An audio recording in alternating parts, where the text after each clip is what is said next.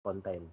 Jadi sebenarnya secara otomatis ketika terjadi gempa, kontrol itu bekerja dengan baik.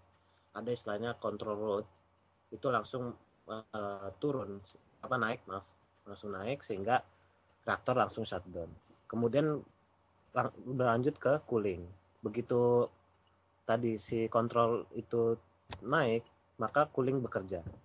Hanya saja ketika bekerja itu dihantam oleh tsunami sehingga cooling ini terhambat. Artinya ada kendala di bagian cooling.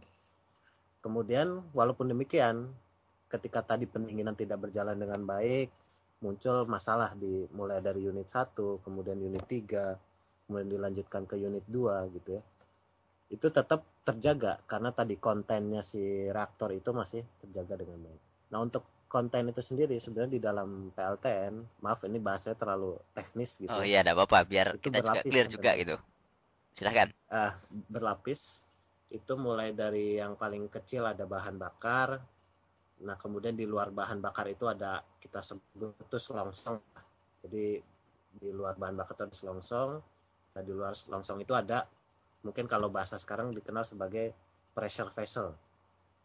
Nah, itu tebalnya mungkin sekitar 1 sampai 2 meter, itu baja. Nah, setelah pressure vessel itu ada beton gitu. Nah, itu beton sekitar 2 meter. Nah, setelah beton itu baru di luarnya ada gedung reaktor. Nah, ketika yang kalau kita lihat di TV mungkin unit 2 itu terjadi ledakan, itu adalah bagian gedungnya gitu.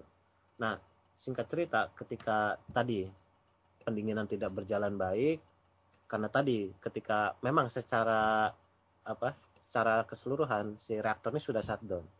Tapi di sana visinya jadi sudah habis, visinya sudah berhenti. Hanya saja tinggal tersisa 7% dari power itu, yaitu dari kalau kita bahasa orang-orang tekniknya itu sebagai decay heat. Nah, disinilah yang sebenarnya menjadi masalah karena jadi kalau kalau saya sempat menjelaskan ke ibu-ibu pengajian itu kalau kita masak air di dalam apa istilah teko lah, kettle gitu ya, kita panasin ini sampai 100 derajat, kemudian tiba-tiba kompornya kita matiin. Nah, itu kebayangkan apakah memang langsung dingin atau enggak? Ternyata kan enggak juga. Jadi si kettlenya masih panas, apalagi si air panasnya itu misalkan dimasukin termos, maka si air panasnya akan bertahan lebih lama. Nah, karena tadi decay heatnya terus berlangsung, sementara pendinginan tidak terjadi, tekanan di dalam reaktor itu semakin tinggi gitu. Dan disinilah yang menyebabkan tadi menjadi uap. Sementara kalau dibiarkan, ini justru bahaya. Makanya ada istilah venting. Itu sebab untuk menurunkan tekanan. Nah, ketika terjadi venting, tadi karena uap air kemudian berinteraksi dengan selongsong bahan bakar, di sini muncul hidrogen. Nah, hidrogen inilah yang kalau kita lihat terjadi ledakan di beberapa unit. Nah, ketika itu terjadi ledakan, disitulah sebenarnya mungkin lebih baik ada ledakan hidrogen dibanding tadi. Jadi yang sebenarnya yang terjadi ledakan kemarin itu bukan ledakan reaktor, tapi sebagai ledakan hidrogen. Itu mungkin sebagai pengantarnya, Mas. Oke. Selamat. Ini Mas, terkait dengan kondisi terkini saat ini memang kalau kita baca di berita itu nampaknya cukup simpang siur ya. Ada beberapa berita yang cukup menggembirakan, misalkan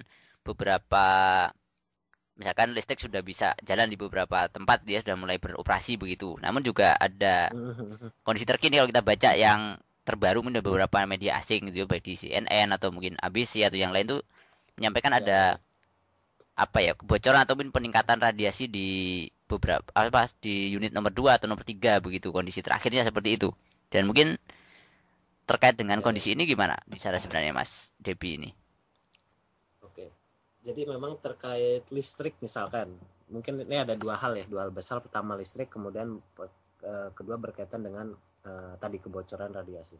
Nah, mengenai listrik saya alhamdulillah ada kesempatan berbicara dengan mantan pimpinan sebelumnya di Fukushima. Jadi tahun-tahun lama lah. Dia cerita bahwa ini masalahnya ketika dulu pada sempat jadi tahun 2003 itu berapa PLTN milik TEPCO itu shutdown. Nah, pada saat itu krisis energi juga. Hanya saja pada saat itu masih didukung oleh Tohoku. Jadi Tohoku Denryoku lah istilahnya, PLTN-nya di Tohoku. Jadi 50% dari listrik di Tohoku itu disuplai ke daerah tadi listrik TEPCO. Sehingga pada saat itu Tokyo masih bisa disuplai oleh listrik. Ataupun dari daerah Kansai. Hanya saja karena tadi Tohoku itu juga dihantam gempa dan tsunami, sehingga mereka yang di Tohoku itu cenderung mengkeep listriknya itu untuk keperluan mereka. Maka disinilah sebenarnya kendala listrik ini muncul. Kemudian saat ini sebenarnya sedang diusahakan dari Kansai itu untuk mensuplai listrik dari sana. Hanya saja itu pun hanya kecil, hanya sekitar 1000 megawatt. Dan itu pun nggak mudah karena ternyata dari segi frekuensi listriknya, jadi di daerah Kanto ini listriknya itu 50 Hz. Sementara di Kansai itu 60 Hz. Oh, beda frekuensi. Nah, itu perlu convert. Oke.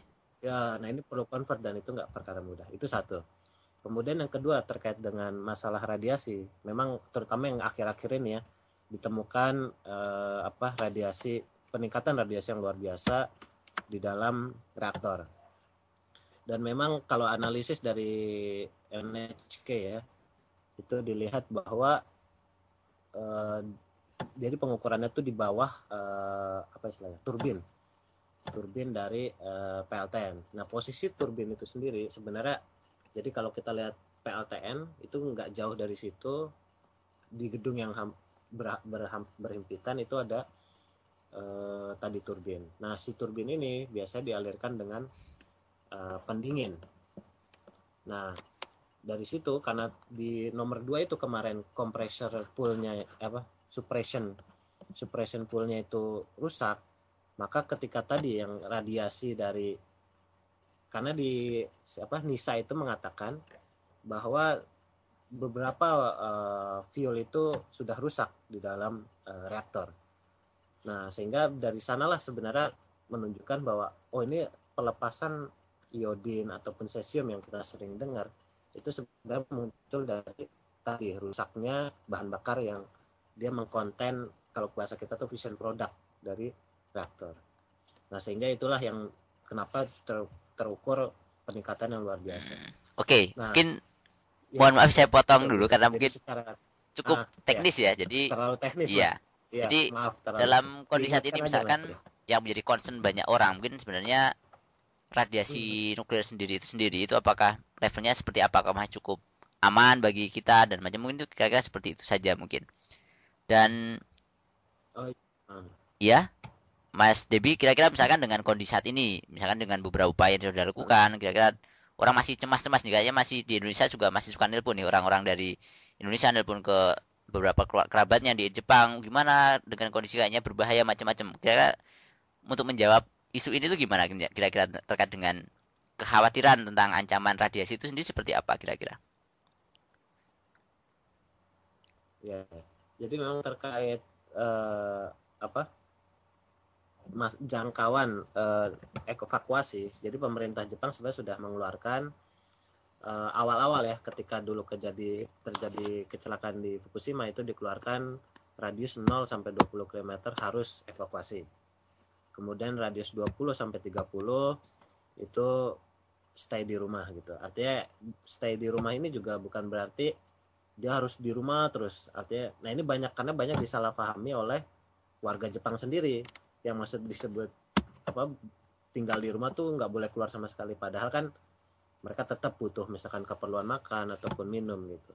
Nah, hanya saja tadi setelah melihat fakta di unit 2, maka di sini muncul bukan revisi dari evakuasi sih, tapi di situ ada istilahnya dorongan dari pemerintah antara 20 dan 30 diharapkan. Jadi kalau yang 0 sampai 20 itu perintah untuk evakuasi. Nah, yang 20 sampai 30 ini diharapkan evakuasi atau memang masih stay di rumah. Nah, kemudian terkait dengan wilayah-wilayah lain, jadi memang penyebaran radiasi ini itu berkaitan dengan tadi ada curah hujan, kemudian ada arah angin. Tapi walaupun demikian, ketika jadi dia sistem radiasi ini itu dia menurun ketika jarak yang dia tempuh semakin jauh. Kemudian juga akan meluruh berkaitan dengan waktu. Nah, makanya sebenarnya dan kita makanya selalu memantau, tim nuklir KBRI itu selalu memantau radiasi di beberapa wilayah, di Fukushima, di Baraki, kemudian di Tokyo, dan Chiba misalkan. Nah, itu kita selalu melihat, dan ini kita bandingkan dengan keadaan normal, dan memang sewaktu-waktu kita pernah lihat ada peaknya gitu, jadi ada tren naik gitu. Tapi kita harus melihat itu secara umum, trennya itu datar, cenderung menurun, atau cenderung naik. Kalau cenderung naik, ini yang kita khawatirkan. Tapi beberapa hari yang sebelumnya itu cenderung turun, sehingga ini sebenarnya poin kita bahwa kita nggak perlu khawatir, masih dalam kontrol. Jadi dan yang patut kita poinnya itu yang penting, ketika ada kenaikan, pemerintah Jepang pasti akan langsung ngasih warning ke warga. Jadi singkatnya mungkin bagi rekan-rekan ataupun keluarga di luar Jepang kira-kira tidak perlu terlalu khawatir dengan kondisi saat ini, karena memang juga dari pemerintah Jepang sendiri dan juga dari perwakilan Indonesia di sini, dan hari ini adalah KBRI juga terus melakukan pemantauan, dan memang peduli dengan ini ya. Ketika memang itu dipantau, memang kondisinya membahayakan, tentu akan ada warning dan ada langkah-langkah selanjutnya. Kira-kira begitu Mas Debi ya? Ya, untuk radius Tokyo insya Allah gitu masih. Nah, cuman memang kalau yang radius misalkan 0 sampai 50 km, yaitu dia harus segera evakuasi gitu. Jadi itu kan, dan jika itu sudah disampaikan oleh update ya, kita bisa update berita di KBRI juga. Jadi mungkin misalkan teman-teman daerah lain tidak perlu terlalu khawatir juga, karena memang kondisinya juga terus dipantau, dan ketika ada peningkatan dan macam-macam tentu akan segera diinformasikan oleh pihak KBRI. Ini ada beberapa pertanyaan sudah masuk, meskipun ada beberapa yang kita akan explore lagi. Cuma ini kita akan tanggapi dulu, ini mungkin dari beberapa penanya. Ini ada dari siapa ini? Mas Irdam dari Belanda. Ini pertanyaan saya kira cocok untuk Pak Farid atau Mas Farid atau mungkin Mas Debi bisa menjawab ini, tentang terkait dengan penanganan pasca bencana ini ya, dan juga ketika krisis nuklir ini. Apakah benar gara-gara nuklir korban tsunami itu tidak dicari begitu? Mungkin bagaimana penanganan di sana? Mungkin yang dekat dengan lokasi mungkin bisa tahu persis apa yang dilakukan oleh pemerintah Jepang atau mungkin pemerintah Indonesia terkait ini gitu. Mungkin Mas Farid bisa menjawab ini mungkin. Ya, saya coba jawab Mas. Apakah benar gara-gara nuklir korban tsunami tidak dicari? Ya enggak Mas, dicari Mas gitu. Artinya itu kenapa angkanya bisa sampai 10.000 sekarang memang karena dicari Mas. Jadi memang secara prioritas perhatian pemerintah terbagi dua kalau saya pikir. Karena yang ini kalau tidak ditangani secara cepat justru akan menambah korban lebih banyak. Yang ini tadi maksud saya itu adalah korban ini bahaya radiasi ya Mas ya, gara-gara nuklir. Memang prioritas pemerintah Jepang saat ini saya pikir adalah membuat PLTN itu menjadi aman dulu gitu. Memang saat ini kalau saya lihat berdasarkan laporan-laporan yang kami terima dari tim evakuasi orang Indonesia yang langsung terjun ke sana, itu pemerintah Jepang caranya pemerintah Jepang untuk